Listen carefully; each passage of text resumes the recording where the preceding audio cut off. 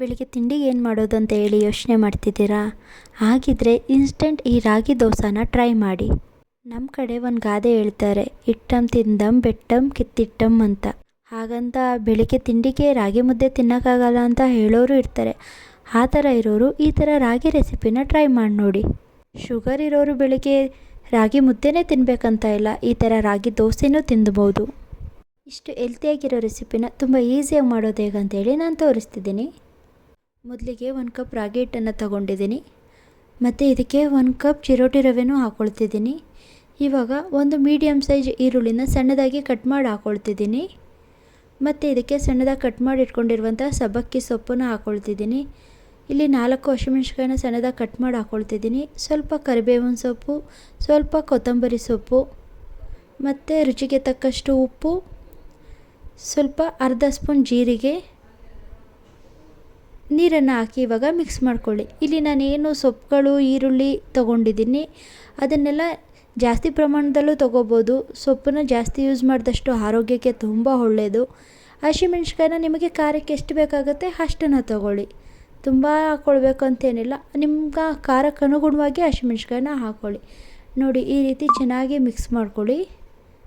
ಸ್ವಲ್ಪನೂ ಗಂಟಿಲ್ದಂಗೆ ಚೆನ್ನಾಗಿ ಮಿಕ್ಸ್ ಮಾಡಿಕೊಂಡು ಒಂದು 5 ಮಿನಿಟ್ಸ್ ರೆಸ್ಟ್ ಮಾಡೋಕ್ಕೆ ಇಟ್ಬಿಡಿ. ಅಷ್ಟರಲ್ಲಿ ನೀವು ಚಟ್ನಿ ಗ್ರೇವಿ ಏನು ಬೇಕಿದ್ರೂ ರೆಡಿ ಮಾಡ್ಕೋಬೋದು. ಇವಾಗ ಇದಕ್ಕೆ ಒಂದು 3 ಟೇಬಲ್ ಸ್ಪೂನಷ್ಟು ತೆಂಗಿನಕಾಯಿ ತುರಿನ ಹಾಕ್ಕೊಳ್ತಿದ್ದೀನಿ. ಬೇಕಂದರೆ ತೆಂಗಿನಕಾಯಿ ಪೀಸನ್ನು ಸಹ ಹಾಕ್ಕೊಳ್ಬೋದು. ಇವಾಗ ಈ ಬೇಕಾದಷ್ಟು ನೀರನ್ನ ಹಾಕ್ಕೊಂಡು ತೆಳುಗೆ ಮಾಡ್ಕೊಳ್ಳಿ. ನಿಮ್ಗೆ ಎಷ್ಟು ತೆಳುಗೆ ಬೇಕೋ ಅಷ್ಟು ಮಾಡ್ಕೋಬೋದು. ನಾನು ಅದಕ್ಕೆ ಮಾಡ್ಕೊಂಡಿದ್ದೀನಿ. ಇವಾಗ ಕಲ್ಲನ್ನ ಕಾಯಕ್ಕಿಟ್ಟು ಹಾಕ್ತಿದ್ದೀನಿ, ದೋಸೆನ ಹಾಕ್ತಾಯಿದ್ದೀನಿ.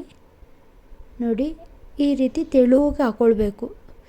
ತುಂಬ ಮಂದಕ್ಕೆ ಹಾಕ್ಕೊಬಿಟ್ರೆ ಚೆನ್ನಾಗಿರಲ್ಲ. ಸೊ ಆದಷ್ಟು ಈ ಥರ ತೆಳುಗೆ ಹಾಕ್ಕೊಳ್ಳಿ. ದೋಸೆಗೆ ಬೇಕಾದಷ್ಟು ಎಣ್ಣೆನ ಹಾಕ್ಕೊಳ್ತಿದ್ದೀನಿ. ಇವಾಗ ನೀಟಾಗಿ ಒಂದು 2-3 ಮಿನಿಟ್ಸು ಲೋ ಫ್ಲೇಮಲ್ಲಿ ಕುಕ್ ಮಾಡ್ಕೊಳ್ಳಿ.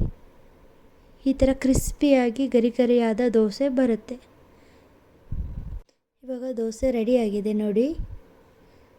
ಮೇಲೊಂದು ಸ್ವಲ್ಪ ತುಪ್ಪ ಹಾಕ್ಕೊಡಿ, ಚಟ್ನಿ ಹಾಕ್ಕೊಂಡು ಸೂಪರಾಗಿರುತ್ತೆ. ನನ್ನ ವಿಡಿಯೋನ ತುಂಬ ಜನ ನೋಡ್ತಿದ್ದೀರಾ, ಆದರೆ ಯಾರೂ ಸಬ್ಸ್ಕ್ರೈಬ್ ಆಗ್ತಿಲ್ಲ.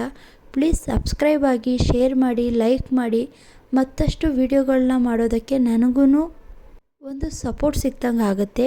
Please subscribe and share, like. ಈ ರೀತಿ ಮತ್ತಷ್ಟು ರುಚಿಕರವಾಗಿ ಆರೋಗ್ಯಕರವಾದಂತಹ ತಿಂಡಿಗಳಿಗಾಗಿ ನನ್ನ ಯೂಟ್ಯೂಬ್ ಚಾನಲ್ನ ಫಾಲೋ ಮಾಡ್ತಾಯಿರಿ. Thank you.